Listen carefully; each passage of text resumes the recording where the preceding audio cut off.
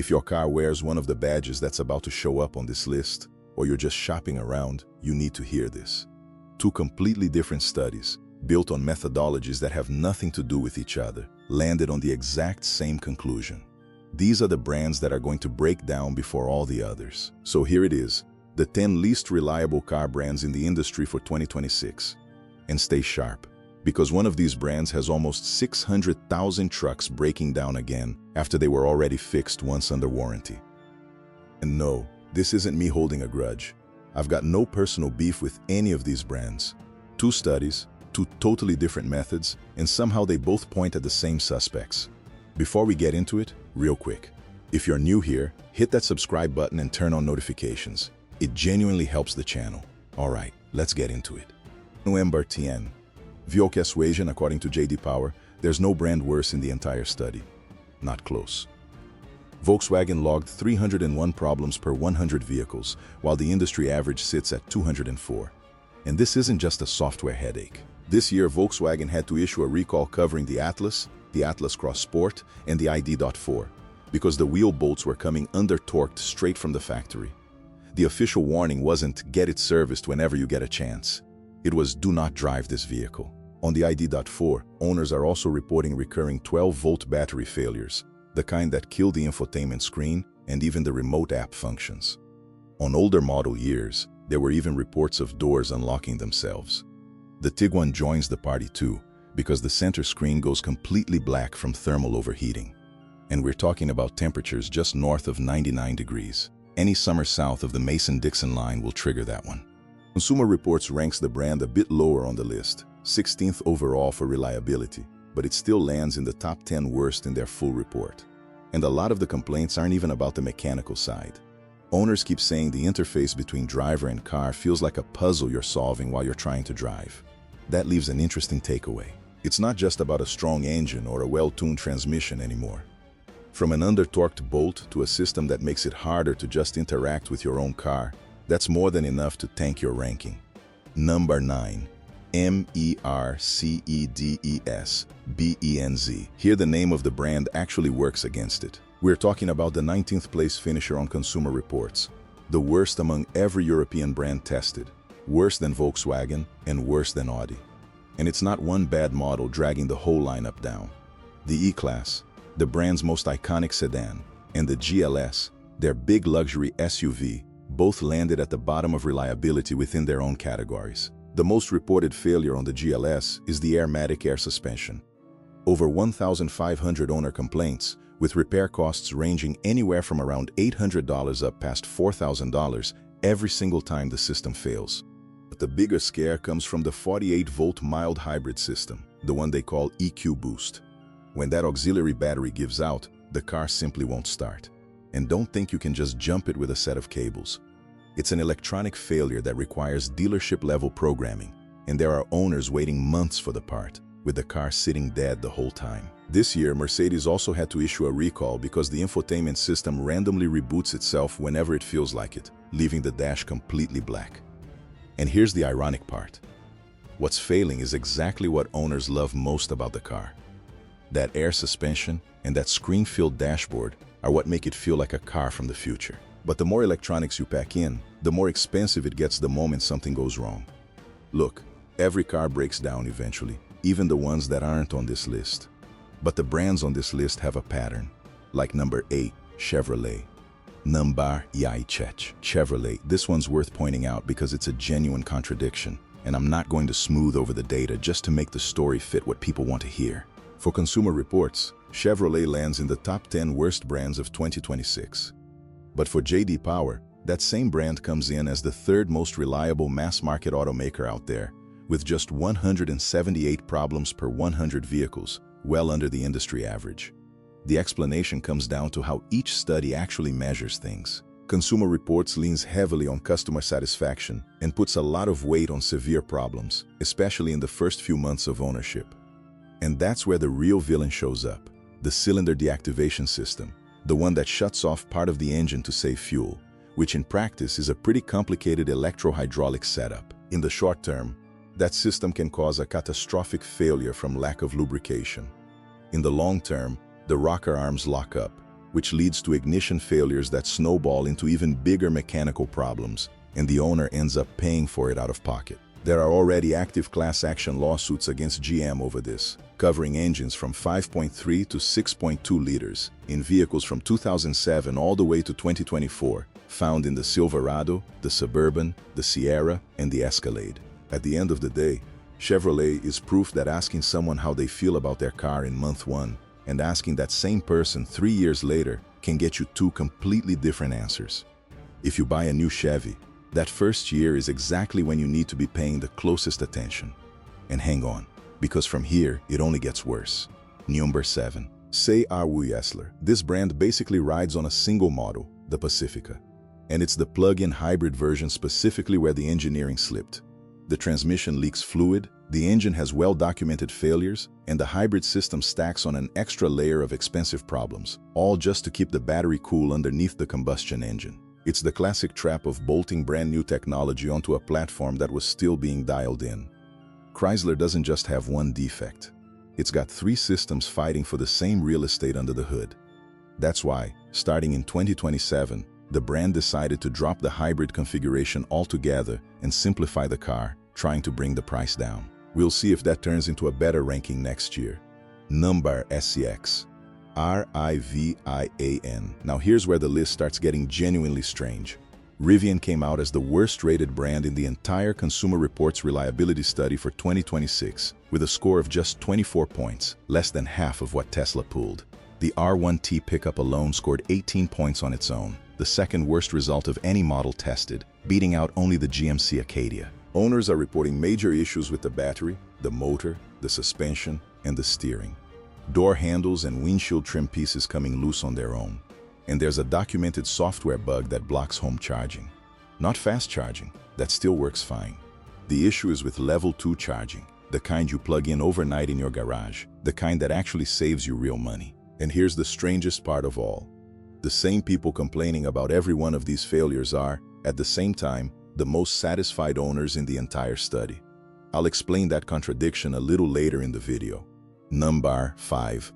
Alfa Romeo. This is the brand you buy for passion, not for peace of mind. And even that doesn't save it here. The Giulia and the Tonale, which shares a platform with the Jeep Compass and the Dodge Hornet, ended up as the worst-rated vehicles in their categories, behind 9 other luxury brands tested by Consumer Reports. And there's one specific part that's become a running joke among mechanics.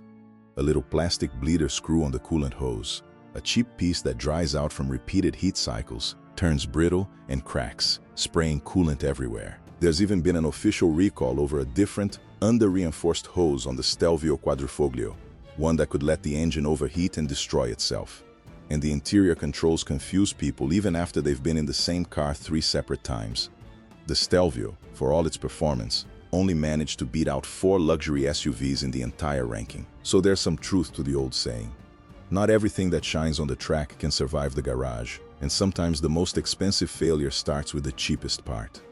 Number 4. DODG. You've got to separate what's fun to drive from what actually lasts. Dodges have got personality, nobody's arguing that. But personality doesn't fix an oil leak. There's a Durango owner reporting that with barely 4,300 miles on the odometer, the engine was already caked in soot because the oil filter cooler just doesn't seal properly, and not even dealer-approved sealant fixes it. The Hornet brings its own wave of complaints, with electrical failures and brake system issues that have already made it to the federal regulator, and that's happening in the earliest years of the model's life. But the biggest weak point is, ironically, the most futuristic one, the brand's first fully electric car, the Charger Daytona. One owner reported the car sitting in the shop for 79 straight days, longer than they'd actually driven it. Completely locked up, wouldn't start no matter what. There was also a recall for a badly installed spring that could make the car lose its park function while it was sitting still. In other words, the car was parked, and it tried to roll away on its own. Sales started weak enough that the brand pulled the entry-level trim from the lineup before it even hit its first year on the market. Consumer Reports didn't go easy on the brand either. Reliability in the tank, safety rating in the tank, and even the Durango, which is an older model by now, sits well below average. Number 3. GMC. Here's another contradiction worth sitting with, because GMC and Chevrolet share almost every component across several models, the same chassis, the same engines. and yet Consumer Reports gives GMC a noticeably lower grade. Part of that comes down to the Sierra's 10-speed transmission, which has been facing a class action lawsuit since April of this year over constant vibrations between about 40 and 68 miles an hour, harsh shifts between first and second gear when the engine's cold, and valve body failures that cause a straight loss of power out on the highway. Consumer Reports pulled its recommendation from every single GMC model tested this year, putting the brand on the same shelf as Alfa Romeo and Dodge. And this is where that Chevrolet thread I left hanging comes back around. This isn't a cylinder deactivation issue. This one runs deeper. It involves the 6.2-liter engine found in the Silverado, the Suburban, the Tahoe, the Sierra, the Yukon XL, and the Cadillac Escalade. Almost 600,000 trucks. In April of 2025, GM issued a recall for 2021 through 2024 model years after the supplier delivered connecting rods and crankshafts that were out of spec, with contaminated oil passages. Result is the metal in the connecting rod fails. Best case scenario, the engine starts making a horrible noise and eventually seizes up. Worst case scenario, that rod actually punches straight through the block and comes flying out. This isn't some weird noise you can put off until your next oil change. It's a catastrophic failure, total loss of propulsion, with zero warning. GM offered a two-step fix. If the inspection showed serious damage, they replaced the whole engine. If it passed inspection, the original oil got swapped out for a thicker oil, along with a new cap, on the logic that a heavier oil protects the metal parts better. And here's the part you probably haven't heard yet. That fix didn't work for everyone. In January of 2026, federal regulators opened a formal investigation just to check whether the repair actually solved the problem, after reports started coming in of engines failing again, even on trucks that had already been through the shop and gotten the recommended oil change. And that's on top of another investigation that's been running since October of last year, with more than 1,150 reported rod failures, 173 of those on vehicles that weren't even inside the model years covered by the original recall. So here's where that leaves you. If the fix works for you, GM changes the oil and you're done.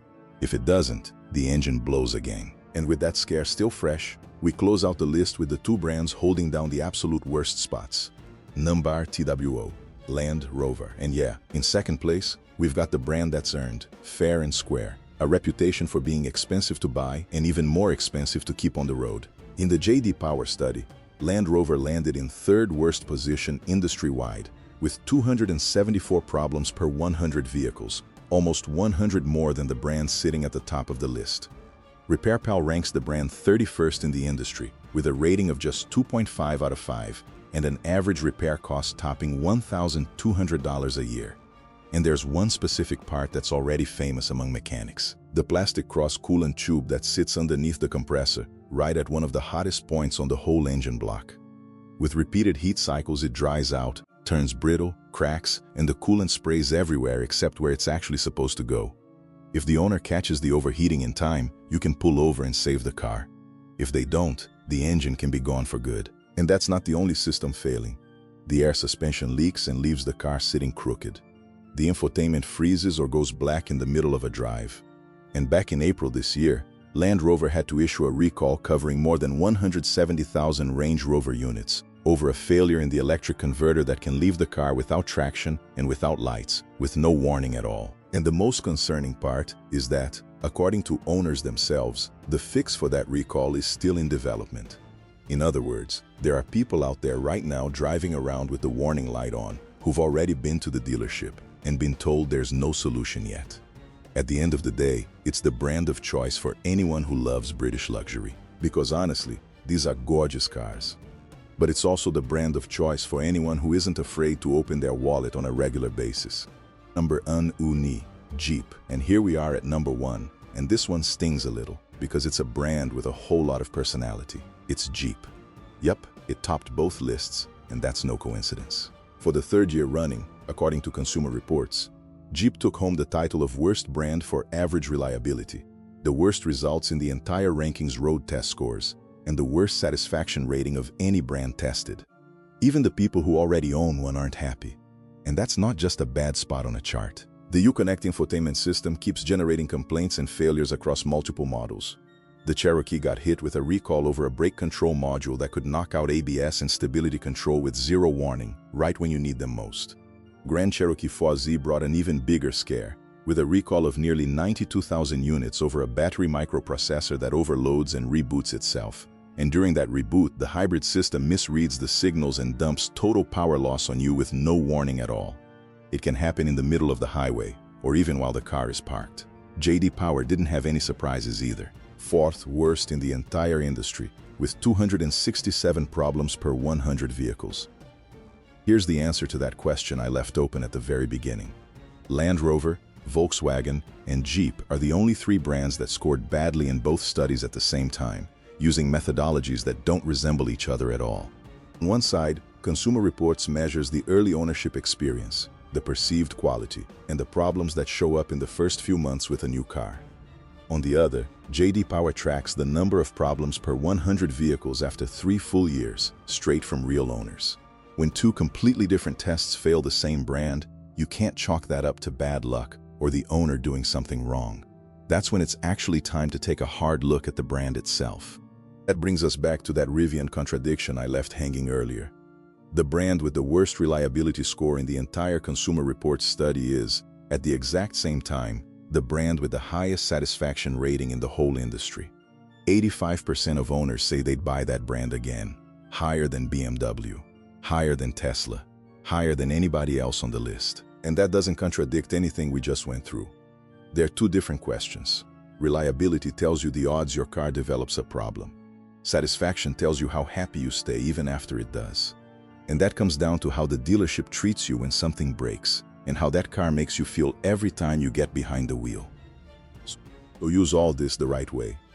Every car breaks down eventually, no matter the badge on the hood. Drive what fits your budget, what you actually enjoy, and what makes you happy behind the wheel. And if your car showed up somewhere on this list, drop a comment and tell me what defect pushed you right to the edge and what memory made you forget about it, at least for a little while. But here's the thing. There's the kind of defect that your love for the car can talk you through, and then there's the kind that no good memory can make up for. Would you still buy a car knowing about a problem like that? Or would you rather steer clear of this whole list altogether? And if you're in the market for a car, or you just want to dodge an expensive mistake, go check out the video popping up on your screen right now. I guarantee it'll help you make a much smarter call.